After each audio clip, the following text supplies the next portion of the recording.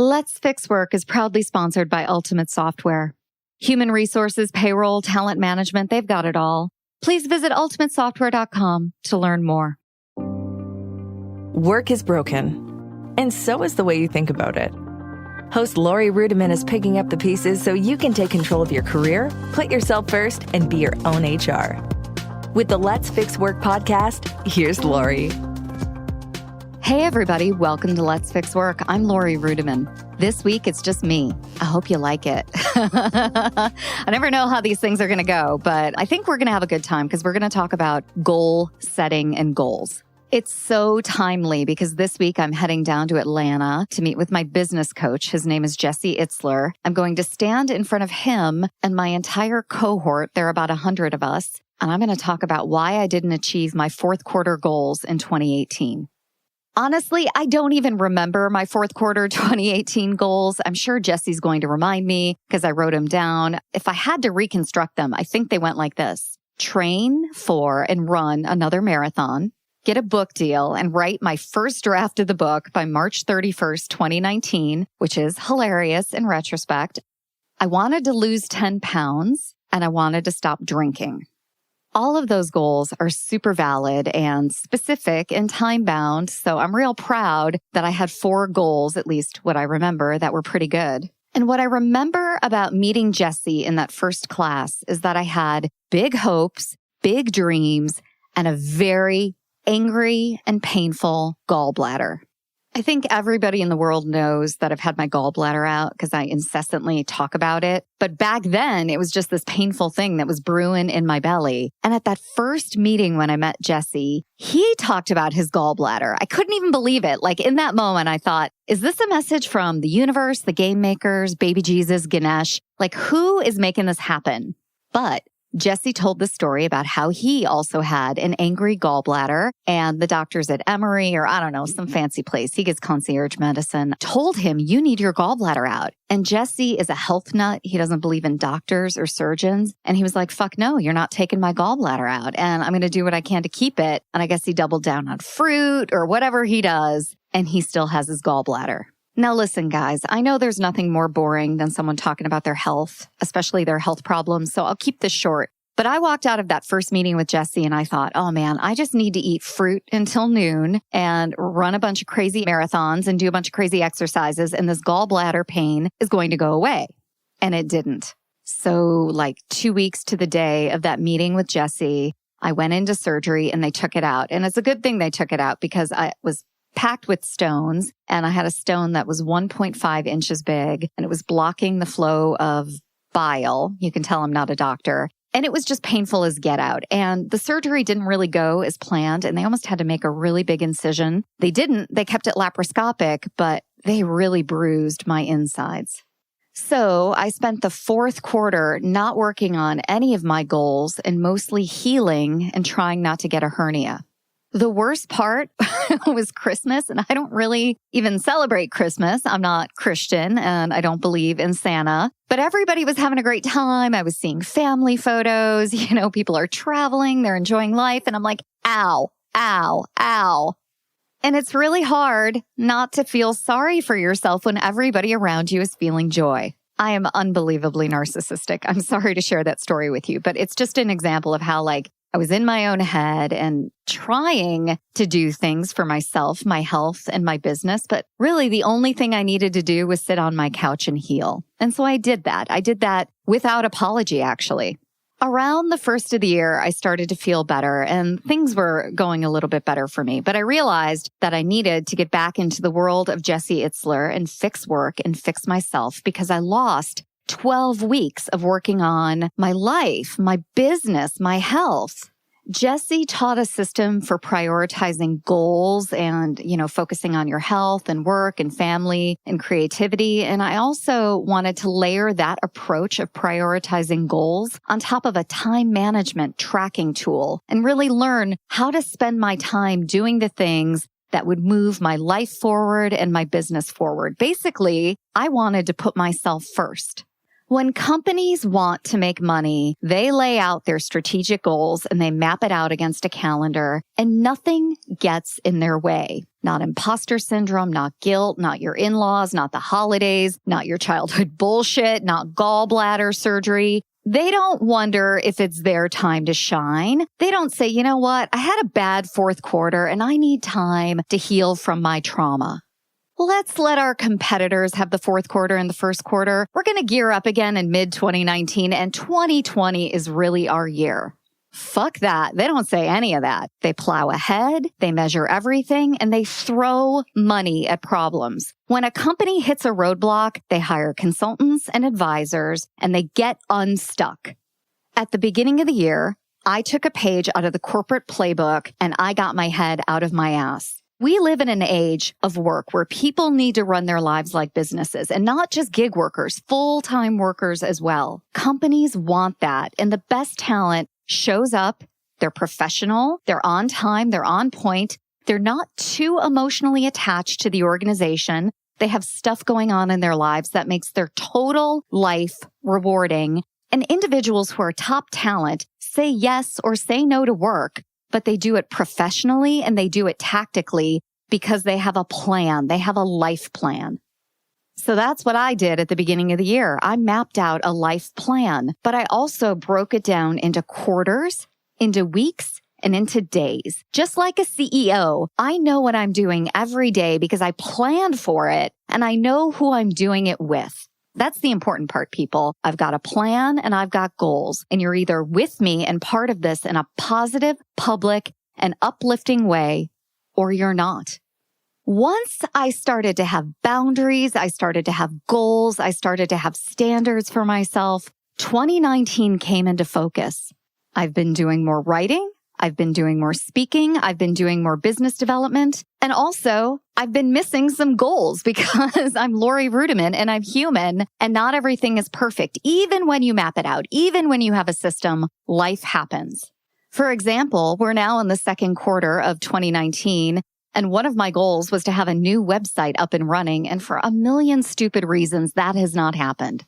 But it will happen. I've got a plan. I need to identify the right talent. It's going to happen. And whenever it happens, that'll be great. But it's on my system. It's on my plan right now. So my work bucket is going okay. And my health bucket is also doing pretty well. I'm back in physical therapy. I'm building strength. I'm learning how to exercise without getting a hernia with all these goddamn incisions on my belly. And I'm also learning to run again without re-aggravating my old injuries. And beyond that, I am really trying not to drink. This is the biggest challenge of my life. And, even 2 drinks are 2 drinks too many for me. So I'm learning how to not drink, especially in social situations. I'm drinking more water. I'm eating better, and I'm expanding my palate. So those things are all going well. And I went after that book deal. Remember how my goal last year was to get a book deal in the fourth quarter and write my book by now? Well, the universe doesn't have that plan for me, but I went after that book deal, and it was important for me to be published by the big 5 publishers. And those are Hachette, HarperCollins, Macmillan, Penguin Random House, or Simon & Schuster. And I was not willing to entertain anything but those 5 publishers. There were a lot of people around me, my friends, my loved ones, who told me to temper my expectations or get a ghostwriter or maybe try to self-publish, but basically not to shoot so high because the chances were pretty low that I would get a book deal with one of those 5. People who love me told me, why don't you do another ebook? Why don't you go and do some self-publishing on the Amazon platform? Anything other than to follow my dream, because they just didn't want to see me disappoint myself again. But listen, I did the pre-mortem. I always know how things are going to fail, but I also know that I am an awesome fucking writer. And if I'm going to fail, I want to fail big. So I did what I've always wanted to do. I did every sports analogy possible. I gave it 110%. I left it all out on the field. I swung for the fences, insert your stupid sports trope here. I did it. Looking for the inside scoop on payroll? Whether you're a payroll pro or just curious about your paycheck, we've got 2 podcasts you cannot miss. It's About Payroll delivers the latest trends for payroll pros, and It's About Your Paycheck is here for employees. breaking down pay and rights in simple terms. 2 great shows, 2 great hosts, and endless insights to keep you informed and empowered.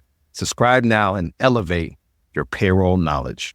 Brought to you by Work Defined, where payroll meets people. I got an agent. I wrote what I think is a kick-ass book proposal, and I'm happy to report that I have a deal with one of those big 5 publishers. I cannot tell you about it right now. I'm just beside myself. When I start to think about it, I could ugly cry, but I have a book deal with a big 5 publisher.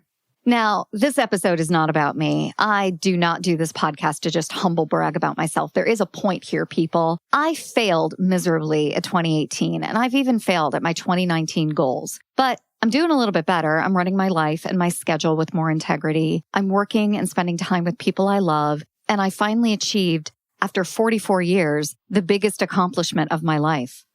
All of this just goes to show you that you fix work by fixing yourself and putting yourself first. It is not selfish to put yourself first. It is capitalism. You need to get your shit organized, get your calendar under control, know what you're doing, why you're doing it, and who you're doing it with. You need to be professional and be clear with yourself and with other people. You, in 2019, need to put yourself first, just like a business would do, and make every decision about work, about your relationships, about your time, because you have a fucking point to your life. If you don't feel like you have a point, you need to get a coach or a therapist. Spend money on yourself, just like a company would do, just like your business does, to fix your problems.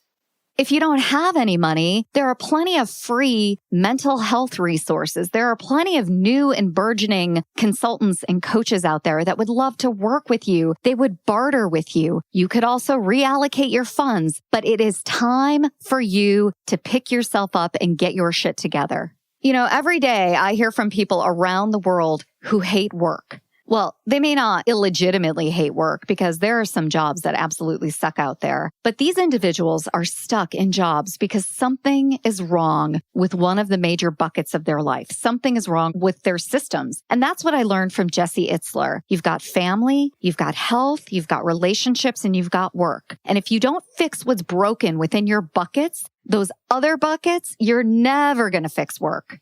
So I'm real happy to go back to Atlanta this week and talk about my failures, because I'm always going to fail at something. Like, that's just a never-ending subject. But I'm also happy to report that even when I failed, I have tried. We all face health issues. There's institutional racism. There's sexism. There's the man. There's the powers that be. There's the way we've always done things. And all of us from time to time have bad luck. But the thing that makes us different from cats, from dogs, from gophers, from otters. And I love otters, and I would love to be more like an otter from time to time. But the thing that makes us different and what makes us human is that we have the capacity to try. You've got to try. I keep reminding myself I have to try. And hopefully this podcast represents a new way of trying in the world. Together, we all make up a population of flawed, kind, thoughtful, broken, but mostly nice people who, if we try, will change the world and shape our communities. And by shaping our communities, I think that's how we fix work. Hey everybody, it's no secret that I love and believe in the future of human resources. More importantly, I believe in you. One way you can change the game for HR and for yourself is to focus on your continuing education. Ultimate Software sponsors free workshops around the country where HR leaders, recruiters, payroll professionals, and even consultants can earn free SHRM, HRCI, and APA credits. I've been to these Ultimate Software workshops. They're highly interactive, fun, and you'll learn a ton about the future of work and the world of HR. Visit ultimatesoftware.com/LFW to learn more and to sign up for a workshop near you. That's ultimatesoftware.com/LFW to find a workshop and earn recertification credits and stay on top of your game. That's ultimatesoftware.com/LFW, and maybe I'll see you at a city near you. Let's Fix Work was produced by my good friend Danny Osmond at Emerald City Productions, and over the past 3 months has been sponsored by Ultimate Software. Get yourself a sponsor. whether that's an individual or a company in life, who lets you and encourages you to be you, and you will do amazing things. And I feel like Ultimate Software has let me be creative and have fun with Let's Fix Work in a way that I just so appreciate and cannot adequately articulate. Please visit ultimatesoftware.com/LFW. That link will be up there in perpetuity. On that link, you will be able to find classes, workshops, resources to make work better. Those classes are HRCI, SHRM, and APA credited, so you earn recertification credits. But who gives a rip? Go take those classes. I went to one of those workshops. You will learn so much. That's it for this week, and I really hope you enjoyed it. I hope you learned something. Please reach out to me at hello@letsfixwork.com and let me know if you like these individual episodes. And I'll see you next week, as always, on Let's Fix Work. All executives need to be podcasting. Podcasts are the number one way for executives to create an authentic and trusting relationship with employees and potential customers. That's why my producer, Danny Osment, just did a 3-part series on why executives should be podcasting. Want to give your company a brand or a face? Want to connect with current or future employees? Are you interested in pivoting out of your current position and into a new career or personal brand? Well, if you're an executive who is podcast curious, head on over to DannyOsment.com/executives and learn how a podcast builds credibility, how podcasting gives you a leg up against the competition, and how a podcast can power a speaking career and help you write a book. Don't worry about finding the time to listen. Each episode is less than 10 minutes, and Danny has put all 3 episodes in one place. Head on over to DannyOsment.com/executives to listen and find more resources. That's DannyOsment.com/executives. If you're ready to make a real change in your workplace, start today by number 1, subscribing to Let's Fix Work on the Apple Podcasts app or iTunes or Stitcher or Android or wherever you listen. Number 2, write a 5-star rating and review. And number 3, share it with a friend, colleague, or coworker who you think would enjoy our episodes.